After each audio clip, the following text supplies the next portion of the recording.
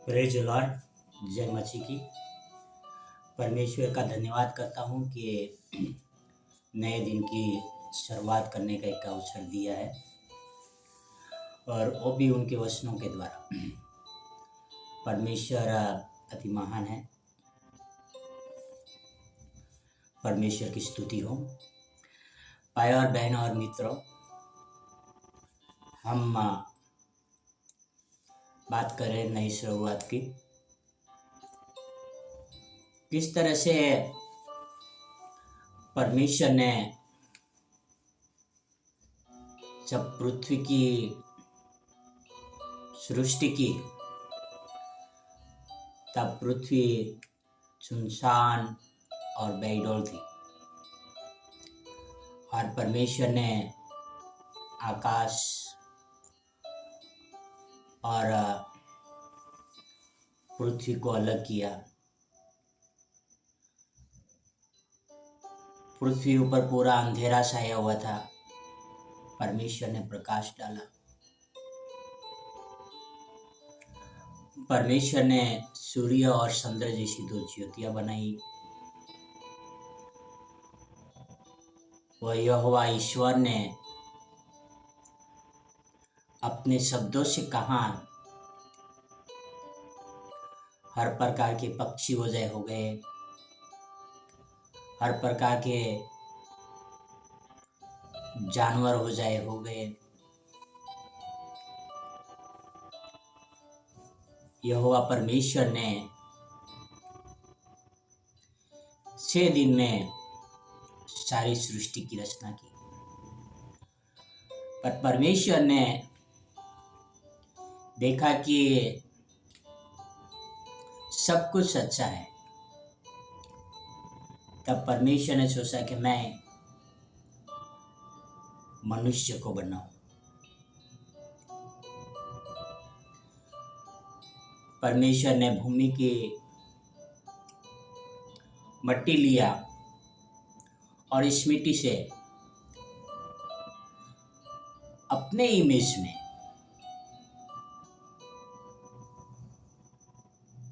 मनुष्य को यानी पुरुष को बनाया।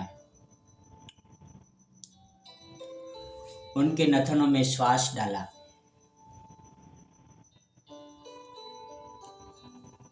उस पुरुष ने हर जानवरों का नाम रखा, हर पक्षियों के नाम रखे और परमेश्वर ने देखा कि इस पुरुष के साथ दे सके ऐसा कोई बरोबर नहीं है और उसको अकेला रहना उचित नहीं है। इसलिए महान परमेश्वर ने उनको भारी नींद में डाल दिया और उनकी पसूली निकालकर उस पसूली से उनके लिए स्त्री बनाया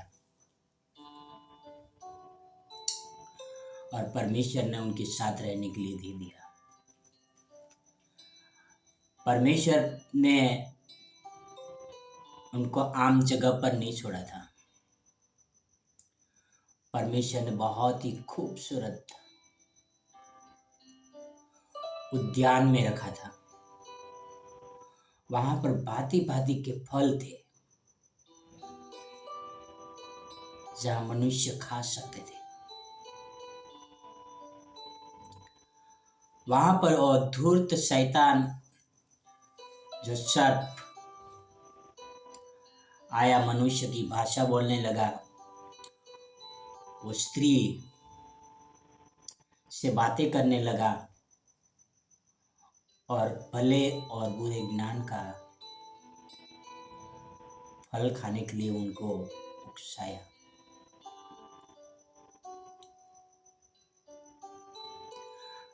भले और बुरे ज्ञान का फल खाते ही उन लोगों की आंखें खुल गई। वो महसूस करने लगे कि हम नंगे हैं। परमेश्वर ने उनको पूछा कि आपको किसने बताया क्या आपने वो फल खाया? तो उन्होंने एक दूसरे के ऊपर ब्लेम किया,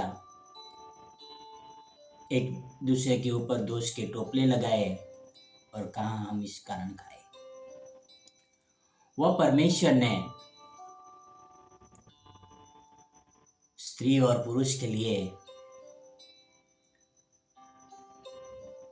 चमड़े के अंगरखे बनाए और उनको पहनाया।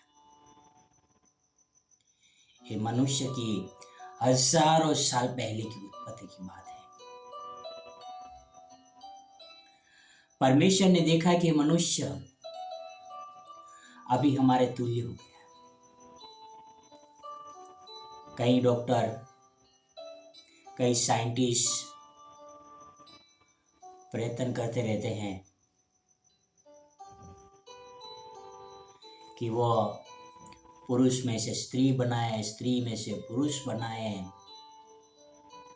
वह आग का गोला जो सूर्य है वहां पर जाने के लिए प्रयत्न करते रहते हैं। ऐसे अलग अलग योजनाएं बनाते रहते हैं आज के युग में। और उस समय परमेश्वर ने सोचा कि ये मनुष्य हमारे समान हो गया, जो कि उन्होंने भले और बुरे ज्ञान का फल खा के मृत्यु को तो पसंद कर ही लिया था कि एक न एक दिन मरना ही है। पर उन्होंने आत्मा के बारे में नहीं सोचा था मनुष्य ने। वहां पर एक जीवन का फल भी था उसी उद्यान में, जो वो कभी उनको मृत्यु नहीं दे सकता था। उन्होंने वो फल पसंद नहीं किया, पर वो फल पसंद किया जो मृत्यु दे सकता था। उन्होंने भले और बुरे ज्ञान का फल खाया।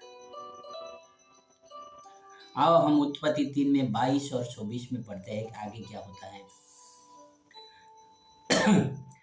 फिर यहोवा परमेश्वर ने कहा, मनुष्य भले बुरे का ज्ञान पाकर हम में से एक के समान हो गया है, इसलिए अब ऐसा न हो कि वह हाथ बढ़ाकर जीवन के वृक्ष का फल भी तोड़ ले, खा ले और सदा जीवित रहे।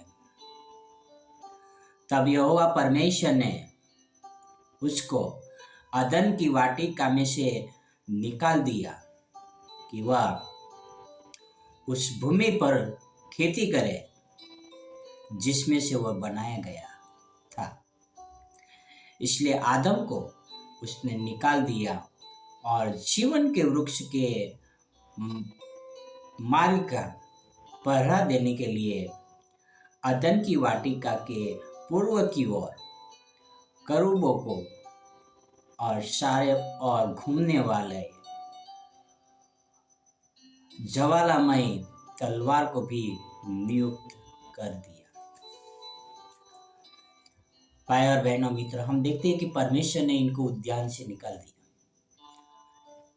और कहा कि जाओ खेती करो और अपना पेट भरो।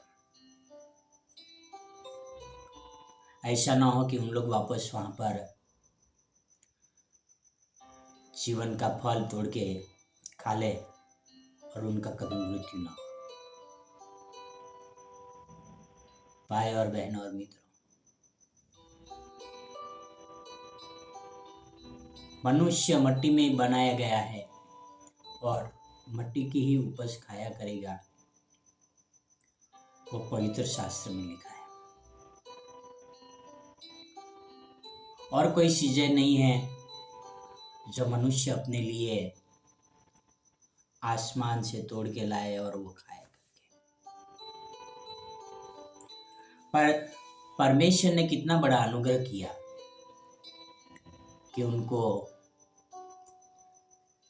जो अंजीर के पत्ते से वो लपेट के रखा था, मनुष्य ने खुद के अपने आप को उनको चमड़े के अंगरखे दिए। और दूसरी बड़ी बात कि उनको वहां से नंगे नहीं निकाल दिया। हम कहीं युद्धों में देखते हैं, इतिहासों में देखते हैं कि जब कोई राजा युद्ध जीत जाता है या तो युद्ध के लिए पकड़ा जाता है तो उनके कपड़े निकाल दिए जाते हैं और उनको नंगा किया जाता है। किस तरह से उनको बेशर्म किया जाता है, उनके पापों का, उनके गलती का उनको सजा दिया जाता है। पर परमेश्वर ने ऐसा कोई दंड नहीं दिया कि मनुष्य को नंगा होकर लज्जित करना पड़े। पर परमेश्वर ने उनके शरीर की चिंता की, उनको शर्म न आए, इसलिए उनके लिए परमेश्वर ने योजना बनाई। भाई और बहनों और मित्रों, जो परमेश्वर जीवित है वह आपके लिए, मेरे लिए, सबके लिए एक योजना बनाता है